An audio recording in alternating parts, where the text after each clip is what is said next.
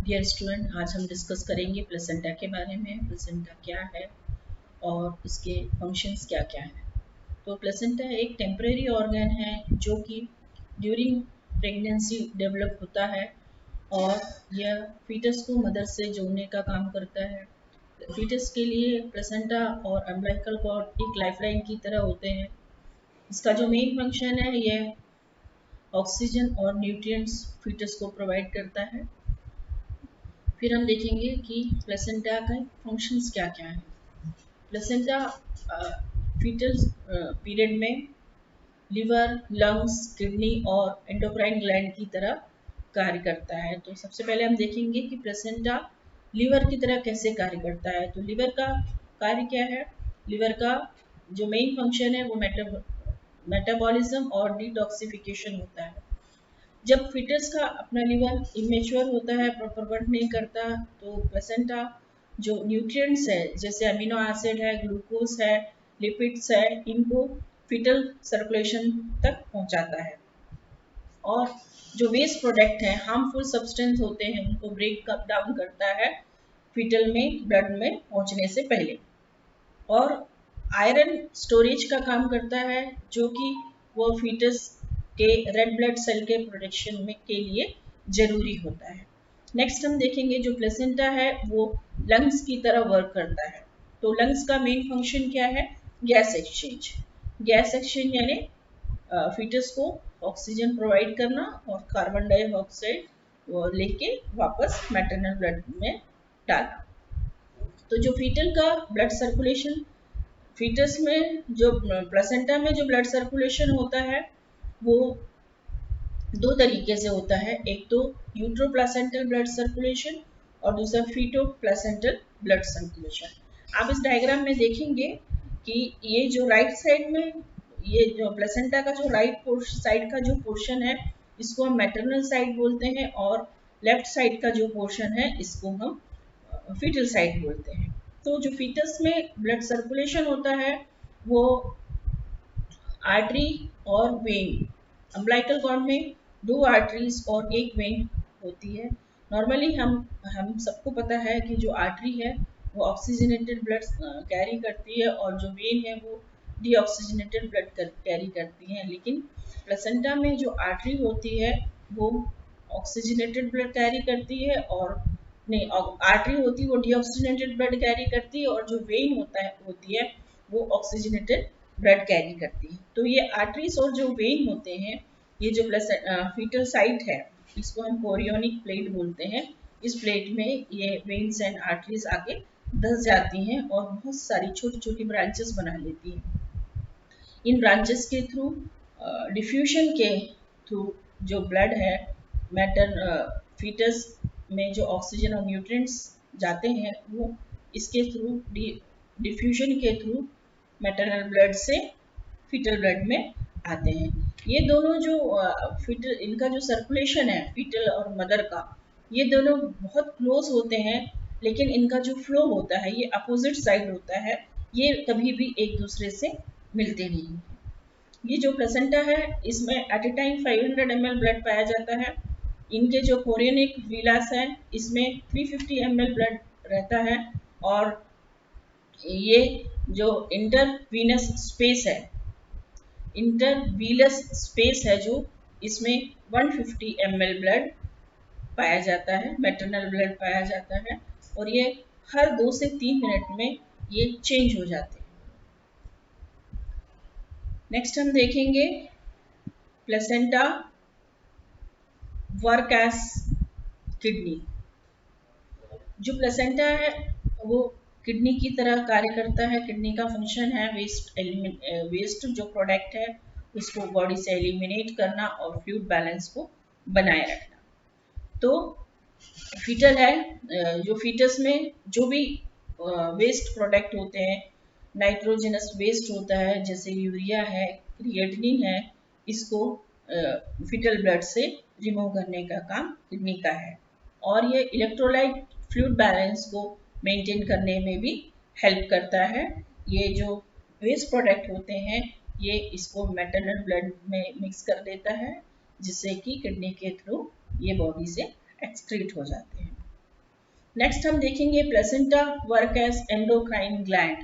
जो प्लेसेंटा है ये एंडोक्राइन ग्लैंड की तरह काम करता है। एंडोक्राइन ग्लैंड का क्या फंक्शन है, ये हार्मोन प्रोड्यूस करते हैं।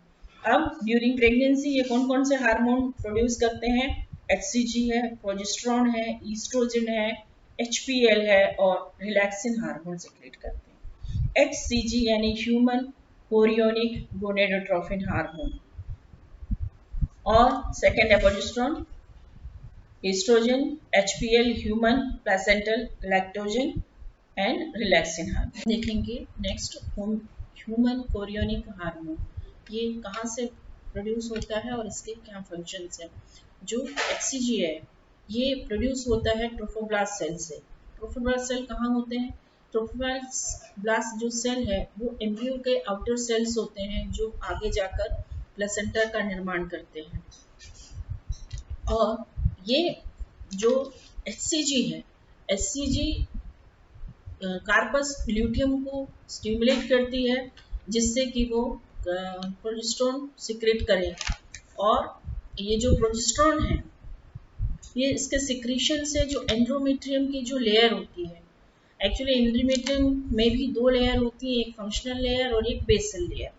तो ये जो फंक्शनल लेयर है ये अगर इम्प्लांटेशन नहीं होता है तो आफ्टर 10 डेज जो प्रोजेस्टेरोन का लेवल है वो डाउन होने लगता है और ये जो फंक्शनल लेयर है ये ब्रेक डाउन होके शेड ऑफ होती जाती हैं, इसको हम मेंस्ट्रुएशन कहते हैं। लेकिन जो बेसल लेयर है वो अपनी जगह में बनी रहती हैं और फिर ये फंक्शनल लेयर का निर्माण करती है। लेकिन अगर इम्प्लांटेशन हो जाता है तो प्रोजेस्टेरोन का जो लेवल है वो बढ़ता जाता है और फिर प्लेसेंटा प्रोजेस्टेरोन को सिक्रेट करने लगता है। और ये अप टू 10 वीक्स ये जो प्रोजेस्टेरोन का लेवल है तेजी के साथ बढ़ता है। हर 2 से 3 दिन में जो प्रोजेस्टेरोन का लेवल है ये डबल हो जाता है। आफ्टर 10 वीक भी ये बढ़ता रहता है लेकिन इतने फास्ट नहीं बढ़ता। और जो HCG है, HCG का जो लेवल बढ़ा हुआ लेवल प्रेग्नेंट लेडी के ब्लड और यूरिन में दिखता है। ये जो HCG का प्रेजेंस ही ये प्रूफ करता है कि वो लेडी प्रेग्नेंट है। HCG का लेवल अगर बहुत ज़्यादा मात्रा में बढ़ा हुआ है तो ट्विन प्रेगनेंसी हो सकती है। अगर HCL लेवल किसी नॉन प्रेग्नेंट वुमेन में अगर ज़्यादा पाया जाता है तो उसमें यूट्राइन ग्रोथ हो सकता है और कुछ टाइप के कैंसर में भी जो HCL लेवल हाई रहता है। नेक्स्ट हम देखेंगे प्रोजेस्टेरोन। प्रोजेस्टेरोन ये हार्मोन है जो कि प्लेसेंटा सिक्रीट करता है। ये मेनली यूट्रस जो है, यूट्रस की जो इंटरनल लेयर है उसको प्रिपेयर करता है इम्प्लांटेशन के लिए। उसमें उसको थिक करता है और अगर इम्प्लांटेशन नहीं होता तो जो प्रोजेस्टेरोन लेवल है ये ड्रॉप होने लगता है और जो यूट्राइन लेयर है वो थिन हो जाती है और रूट के ब्रेक डाउन होके शट ऑफ होने लगती है। इसी को हम मेंस्ट्रुएशन बोलते हैं। नेक्स्ट है ये प्रीमैच्योर लेबर से प्रिवेंट करता है प्रोजेस्टेरोन और फीटल के ग्रोथ में हेल्प करता है। अब हम देखेंगे ईस्ट्रोजन। ईस्ट्रोजन क्या है, फर्स्ट 10 वीक तक ईस्ट्रोजन का बहुत इंपॉर्टेंट रोल होता है। ये एंडोमेट्रियम, यूट्रस की जो एंडोमेट्रियम लेयर होती है उसको थिक करता है जिससे कि इम्प्लांटेशन इजीली हो सके और यह फीटस के ग्रोथ में हेल्प करता है। ये लैक्टेशन के लिए ब्रेस्ट डेवलपमेंट और मिल्क डक्ट को भी प्रिपेयर करता है। ईस्ट्रोजन का जो लेवल है वो थर्ड ट्राइमेस्टर में सबसे हाई होता है, लेकिन पूरे प्रेगनेंसी के दौरान इसका जो लेवल है ऊपर नीचे अप डाउन होता रहता है, लेकिन इससे ये नॉर्मल है, इससे फीटस के ग्रोथ में कोई भी अफेक्ट नहीं होता है। नेक्स्ट हम देखेंगे HPL हार्मोन। ये जो HPL हार्मोन है ये सेकेंड वीक में प्लेसेंटा के द्वारा सिक्रीट होता है और इसका जो सिक्रीशन है वो प्लेसेंटा के साइज से कोरिलेट रहता है, और इसका भी मेन फंक्शन है ब्रेस्ट टिश्यू को प्रिपेयर करना लैक्टेशन के लिए। और इसका जो लेवल है ये 34 वीक ऑफ प्रेगनेंसी में सबसे ज़्यादा होता है, लेकिन आफ्टर डिलीवरी ये रैपिडली इसका जो लेवल है वो डाउन होने लगता है। नेक्स्ट है रिलैक्सिन हार्मोन। ये जो रिलैक्सिन हार्मोन है ये इसका एक प्रेगनेंसी में एक इम्पॉर्टेंट रोल होता है। इसका जो मेन फंक्शन है वो सर्विक्स को सॉफ्ट करना, वो जो लिगामेंट्स हैं जो पेल्विक है उसको फ्लेक्सिबल बनाना, जिससे कि जो डिलीवरी है वो नॉर्मल हो सके। और ये जो रिलैक्सिन हार्मोन है ये कार्पस ल्यूटियम के द्वारा सिक्रेट किया जाता है। नेक्स्ट हमने अभी जो हम ये हार्मोन्स पढ़ रहे थे, ये हम पढ़ रहे थे कि जो लिवर है, जो प्लेसेंटा है हमारा, वो फीटस के लिए इतने वर्क करता है। नेक्स्ट जो फंक्शन है प्लेसेंटा, अभी तक हम पढ़ रहे थे कि जो प्लेसेंटा है वो किसके फंक्शंस क्या हैं। तो हमने पढ़ा कि प्लेसेंटा फीटस के लिए लंग के जैसे वर्क करता है, किडनी के जैसे वर्क करता है, लिवर के जैसे वर्क करता है, और एंडोक्राइन सिस्टम के जैसे वर्क करता है। अब है नेक्स्ट है प्लेसेंटा का जो फंक्शन वो है इम्यूनिटी। तो मैटरनल ब्लड में कुछ खास टाइप की जो स्पेसिफिक टाइप की एंटीबॉडीज होती हैं उसको प्लेसेंटा मैटरनल ब्लड से फीटल ब्लड में क्रॉस करता है। एग्जाम्पल है IgG। तो ये जो एक पैसिव एक्वायर्ड इम्यूनिटी होती है जो न्यूबॉर्न को उसके अर्ली मंथ ऑफ लाइफ यानी उसके अर्ली मंथ में उसको इन्फेक्शन से प्रिवेंट करती है।